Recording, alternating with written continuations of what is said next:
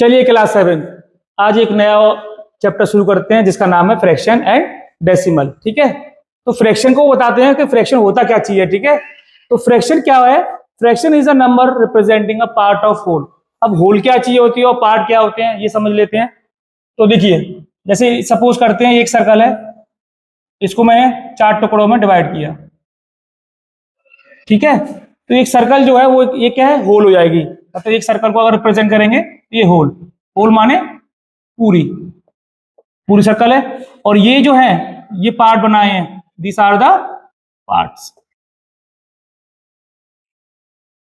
ठीक है, आगे समझ में। अब यही, अब इसको लिखने का तरीका कैसे होते हैं लिख लेते हैं। तो देखो, अगर फ्रैक्शन को नोट करना है हमें, मतलब शो कराना है कि फ्रैक्शन होता क्या है, तो फ्रैक्शन में पार्ट जो होते हैं वो ऊपर आते हैं और होल जो होता है टोटल, मतलब टोटल पार्ट्स होते हैं वो नीचे आते हैं। टोटल पार्ट्स जो होते हैं वो नीचे आते हैं और जिस पार्ट के बारे में पूछा है वो ऊपर आता है। देखिए जैसे ये है, एक शेडेड पार्ट है तो लिखेंगे हम 1 और टोटल पार्ट कितने थे तो 4। इतना आगे समझ में। अब डेसिमल फ्रैक्शन के बारे में बात कर लेते हैं। डेसिमल फ्रैक्शन क्या होते हैं?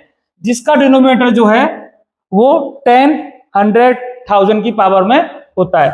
जैसे देख लेते हैं, अगर डेसिमल फ्रैक्शन की बात करते हैं, जैसे मैंने लिखा 25/10 लिखा। ठीक है, एक फ्रैक्शन है। अब इसका इसमें डिवाइड कराएंगे तो क्या होगा, एक जीरो है तो राइट हैंड से लेफ्ट साइड में एक पॉइंट डेसिमल खिसक के यहां लग जाएगा। तो ये कितना आ गया, इसको हम डेसिमल फ्रैक्शन बोल देते हैं। ठीक है, या फिर इसको, ये भी हमारा डेसिमल फ्रैक्शन की कैटेगरी में आता है क्योंकि इसके नीचे पावर क्या है, डिनोमिनेटर की 10, 100 और 1000 है। ठीक है, अब इसके बारे में थोड़ा समझ लेते हैं कि ये शेडेड वाले पोर्शन को हम समझते हैं। तो देखिए, ये तो समझ में आ गया होगा। ठीक है, और एग्जाम्पल होते हैं, देखिए और एग्जाम्पल कितने हैं, जैसे 35/100 ये है, ऐसे 89/1000 है। ये सारे क्या हैं, ये डेसिमल फ्रैक्शन के एग्जाम्पल्स हैं। ठीक है, चलिए अब देखते हैं कि किसी भी फिगर को जो शेडेड दे रखी है उसे हम फ्रैक्शन में लिखते कैसे हैं। ठीक है, अब देखते हैं। तो मैंने एक फॉर्मूला बता रहा हूं, इस फॉर्मूले से हम इसको सॉल्व करेंगे। तो अगर शेडेड पार्ट को हमें फ्रैक्शन में शो कराना है तो क्या है, सबसे ऊपर क्या आएगा, shaded part upon total part, total parts of a whole. Whole माने बताया था मैं पीछे कि होल माने क्या होता है, पूरा पूरा फिगर है, उसको कितने टुकड़ों में बांटा गया है। तो ये हम फ्रैक्शन को लिखने का तरीका यूज करते हैं। ठीक है, अब शेड पार्ट कितने थे, 2 पार्ट है तो 2 ऊपर लिखे हमने। और टोटल पार्ट कितने हैं, 1 2 3 4 5 6 7 8, 8 टोटल पार्ट है। अब इसमें बच्चे कंफ्यूज होते हैं कि शेडेड पार्ट को लेना है या नहीं लेना है। तो हमें शेडेड मतलब सारे पार्ट्स को लेना है। ये नहीं है कि जो अनशेडेड है उनको गिनना है, सारे पार्ट इंक्लूडिंग शेडेड पार्ट। 1 2 3 4 5 6 7 8, 8 आ गए, ये तुम्हारा एक फ्रैक्शन आ गया। ठीक है, इसे रिड्यूस करना आगे सीखेंगे, तो फिलहाल हम यही देख रहे हैं। ठीक है, अब इसको देखा मैंने तो कितने पार्ट हैं इसके टोटल, 1 2 3 4 5 6 7 8, तो नीचे कितने हैं, टोटल 8 पार्ट है।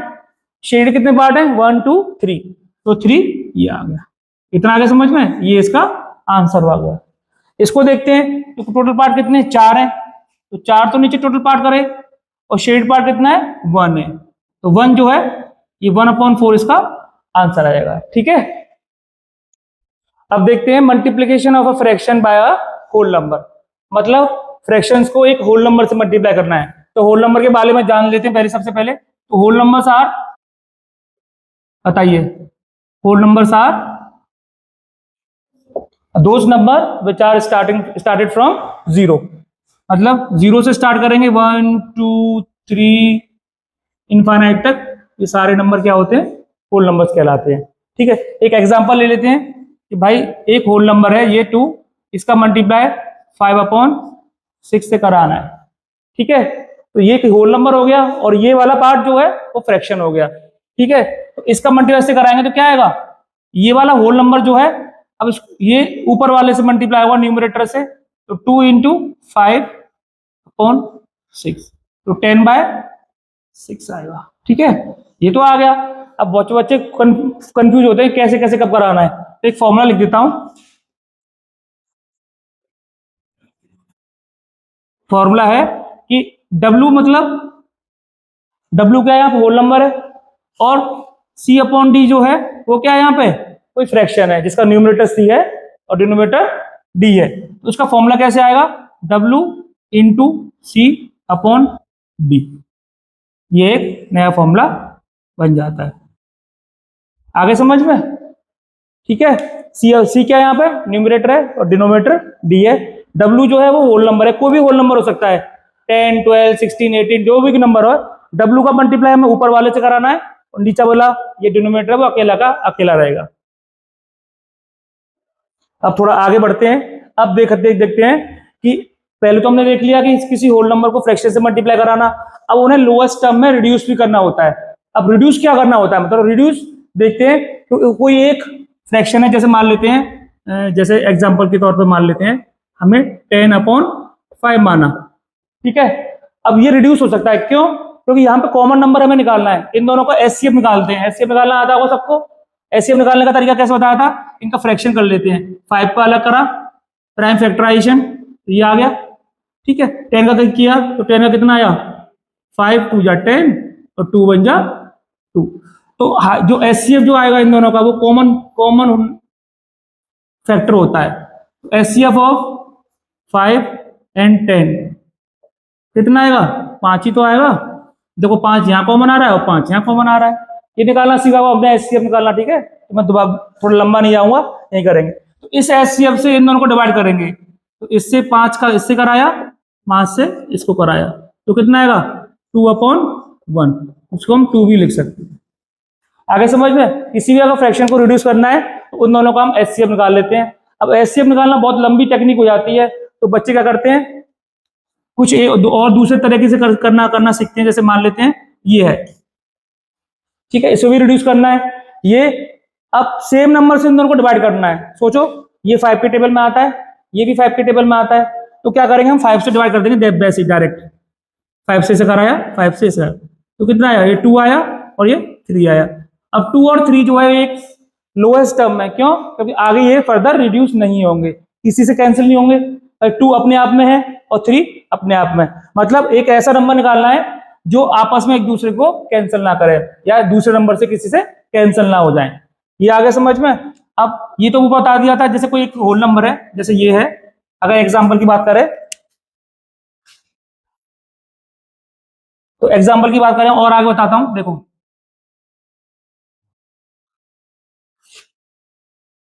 जैसे कोई एक 10 था जिसको 8 से 8/40, ठीक है, पीछे बताया था मैंने कि एक होल नंबर जो होता है इसके न्यूमरेटर से मल्टीप्लाई होता है। तो देखो राज, इधर देखो 10 इंटू 8 हो जाएगा अपॉन 40 हो जाएगा। ठीक है, तो 10 8 जा 80/40। अब मुझे साफ साफ दिख रहा है कि ये 10 से डिवाइड है और ये भी 10 से डिवाइड है, तो डायरेक्ट हम 10 से डिवाइड कर देंगे। तो 10 4 जा 40, 10 8 जा 80। अभी भी मुझे दिख रहा है कि 4 और 8 में आपस में कुछ रिश्ता दिख रहा है इनमें, तो हम 2 से कैंसिल करेंगे इसको। आगे फर्दर 8/4 लिखा, 2 से इसे कैंसिल कराया, 2 से ही इसे कैंसिल कराएंगे, 2 4 जा 8, तो कितना आएगा 4/2 आएगा। अभी भी रिड्यूस हो रहे हैं, तो 2 1 जा 2 और 2 2 जा 4, तो आंसर कितना आएगा 2। तो ये वाला जो मेथड है वो बिना एचसीएफ निकाले मैंने किया है। अगर हम एचसीएफ निकालना चाहते तो इन दोनों को डायरेक्ट इनका एचसीएफ निकालते और उस एचसीएफ से इसका डिवाइड कर देते, तो हमें इतना सारा काटा पीटी नहीं करनी पड़ती। एक पॉइंट और है इसमें कि देखो, एक पॉइंट और बताता हूं कि जैसे सपोज करते हैं 16/18 है, ठीक है, 60 मतलब 24 ले लो। अब ये देखो कि ये टेबल ये नंबर जो है किसी टेबल से आ रहा है और ये नंबर किसी दूसरे टेबल से आ रहा है। अब ये मत करना कि ये नंबर 3 से आ रहा है और इसको मैं 6 से डिवाइड कर दूं। सेम नंबर से ही दोनों को डिवाइड किया जाता है, कभी भी रिड्यूस करना होता है। ठीक है, आगे समझ में? मतलब जैसे सपोज करते हैं ये किससे आ रहा है, ये जा रहा है 12 से, तो 12 से इसको बच्चे कर देते हैं कि 12 से इसे कर दूं और 12 6 से इसे कर दूं, तो ये गलत हो जाएगा। सेम नंबर से डिवाइड करना है, अगर ये 6 से कर रहे हो तो ये भी 6 से करना है, ये अगर 2 से कर रहे हो तो इस ऊपर वाले को भी 2 से करना है, ये हमें ध्यान रखना है। तो देखो देखते हैं हम, ये किससे आ रहा है, ये 2 से डिवाइड हो रहे हैं, तो 2 से कर देते हैं, तो 2 का डिवाइड इसमें कराया और 2 का डिवाइड इसमें कराया, कितना आएगा 2 1 जा 2, 2 2 जा 4 और 2 9 जा 18। इतना आगे समझ में। अब देखो ये तो 2 से आ रहा है लेकिन नीचे वाला 2 से नहीं जा रहा है, तो हम 2 को तो हम डिवाइड नहीं करेंगे 2 से इससे, तो अब 3 से देखा तो 3 से ये चला गया और 3 से ही ये जा रहा है, तो कितना आएगा 3 4 या 12 और 3 3 या 9। This is the reduce term, है ना। आगे समझ में। अब तुम सोचोगे यार 2 से कर देता हूं, तो नहीं होगा, क्यों, क्योंकि नीचे वाला भी 2 से डिवाइड होना चाहिए, जो कि 3 है। 3 क्या है, प्राइम नंबर होता है जो अपने आप से डिवाइड होता है, तो ये इसका फाइनल आंसर है। ये रिड्यूस टर्म किसी फ्रैक्शन का है। आगे समझ में।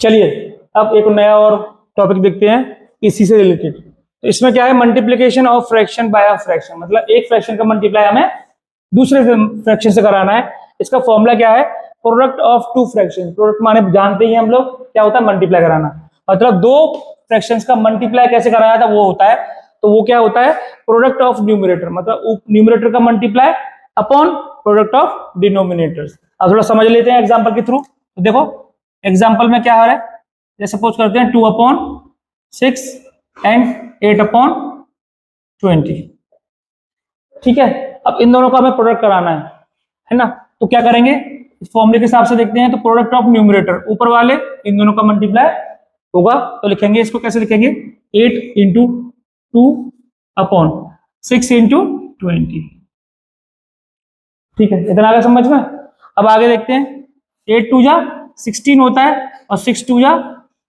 12 और एक 0।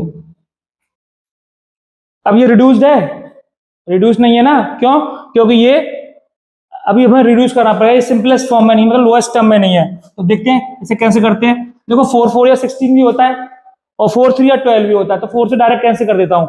तो अगर ऐसे नहीं करना है तो हमने इन दोनों का HCF निकालना पड़ेगा, उसके लिए अलग और लंबा झमेला बनेगा। तो हम क्या करते हैं 4 से, तो 4 4 या 16, 4 3 या 12, तो क्या आया 4/30 आ गया। अभी भी कैंसिल हो रहा है 2 से कैंसिल हो रहा है, तो 2 से करते हैं, तो 2 2 या 4 और 2 से 15 टाइम 30 चला गया, तो कितना आया हमारा 2/15 आंसर। आगे समझ में, ठीक है। अब इस वाले फॉर्मूले को थोड़ा सा हम मिक्स फ्रैक्शन में भी यूज कर लेते हैं। तो देखिए ये मतलब दो मिक्स फ्रैक्शंस हैं, ये और ये, ठीक है। इसमें 6 क्या होगा, ये होल नंबर होगा, और इसका 2/3 क्या होगा, ये फ्रैक्शनल पार्ट होगा। तो ये समझ लेते हैं, ये आगे वाला जो होता है वो क्या होता है, होल पार्ट होता है, और ये फ्रैक्शनल पार्ट होता है। याद रखना इन चीजों को, ठीक है।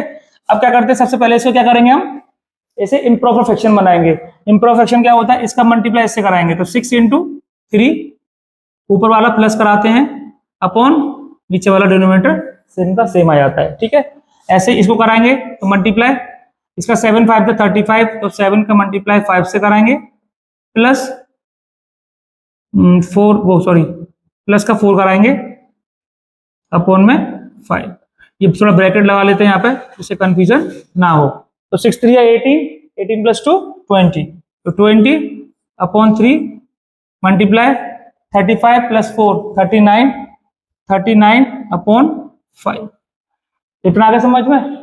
अब इसे कैंसिल करते हैं। देखो अब मैंने बताया था प्रोडक्ट ऑफ टू फ्रैक्शंस क्या होता है, ऊपर वाले का मल्टीप्लाई इससे करा लेते हैं और इसका इससे करा लेते हैं। तो देखिए कैसे कराएंगे, 20 × 39/5 3 या 15। इतना आगे समझ में, ठीक है। अब इसका मल्टीप्लाई इससे कराएंगे तो कितना आएगा, 39 2 या कितने होते हैं, 78 होते हैं, तो 78 तो ये आ गया 39, और ये वाला 0 इसके नीचे आ गया और अपॉन 15 आ गया, ठीक है। अब जरा देखते हैं हम ये किस किस से कैंसिल हो रहा है, बताओ हमें। इसके लिए हमें इसकी डिविजिबिलिटी रूल पता होना चाहिए, मतलब 2 के टेबल से कौन सा आ रहा है, 3 के टेबल से कौन सा आ रहा है और 4 के टेबल से कौन सा हो रहा है, ठीक है। तो डायरेक्ट हमने देखा कि 5 से कैंसिल हो रहा है, सबसे पहले 5 देखते हैं, क्यों, क्योंकि इसकी लास्ट डेट में क्या आ रहा है, 0 आ रहा है, ठीक है। तो ये 5 से करेंगे तो 5 3 या 15, 5 से कराया तो 5 1 जा 5, 2 कैरी, 5 5 या 25 और 5 6 जा 30। कितना आया हमारा 156/3 आया। अभी भी रिड्यूस नहीं है, क्योंकि देखा मैंने 5 3 की डिविजिबिलिटी क्या होती है कि डिजिट्स का, किसी भी नंबर के डिजिट्स का ऐड करने पर अगर वो नंबर जो आ रहा है वो 3 से डिविजिबल है तो वो 3 से पूरा नंबर डिवाइड हो जाएगा। तो देखें 5 और 1 6 और 6 और 6 12, 12 3 के टेबल में आता है, इट मींस ये 3 से डिविजिबल है और 3 तो 3 से डिविजिबल होगा। तो देखो 156/3, 3 का डिवाइड यहाँ करवाते हैं और 3 का ही डिवाइड यहाँ करवाते हैं, तो देखें कितना आएगा, 3 5 या 15 और 3 2 या 6 और 3 1 जा 3। तो ये इसका फाइनल आंसर आ गया। यस, अब जो पीछे कराए हुए क्वेश्चंस हैं, मतलब उसके क्वेश्चंस के आधार पर आप लोगों को ये प्रैक्टिस करने हैं और इसके आंसर्स हमें बताने हैं कमेंट्स के माध्यम से, ठीक है। अब थोड़ा सा एक और टॉपिक देख लेते हैं। इसमें क्वेश्चन बोला है फाइंड द वैल्यू 1/2 ऑफ। अब ऑफ क्या होता है, हमने बोर्ड मास में पढ़ा होगा हमने कि बोर्ड मास में देखो BODMAS, बी से ब्रैकेट, इसमें OF ऑफ होता है, पढ़ा है। OF मतलब इसका मतलब क्या होता है, मल्टीप्लाई होता है। क्या होता है, मल्टीप्लाई। आगे डिवीजन होता है, ये तो पढ़ चुके होंगे डिवीजन। फिर आगे मल्टीप्लिकेशन,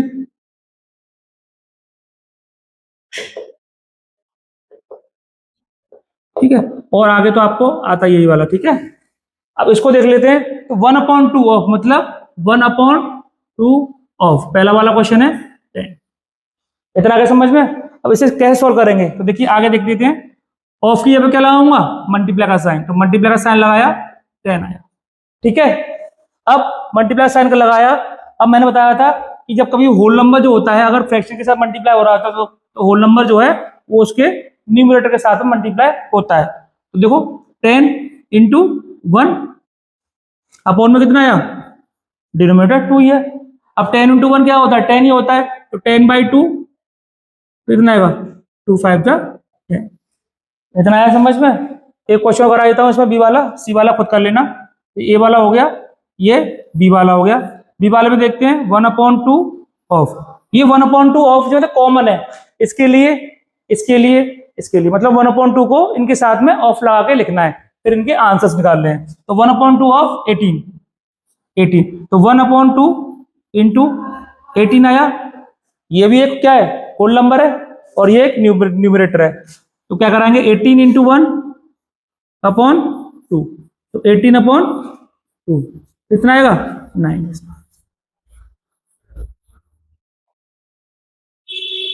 ठीक है, अगला वाला तुम खुद कर